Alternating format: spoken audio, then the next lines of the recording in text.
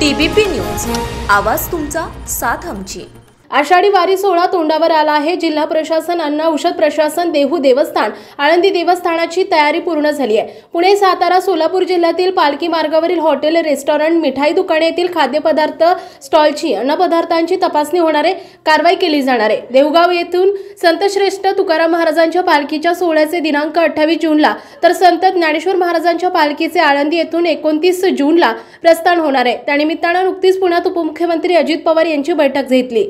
या बैठकीमध्ये त्यांनी जिल्हा प्रशासनास सूचना केलेल्या आहेत। त्यानुसार अन्न औषध प्रशासन पश्चिम महाराष्ट्र विभागाच्या वतीनं या संदर्भातील नियोजन केलंय।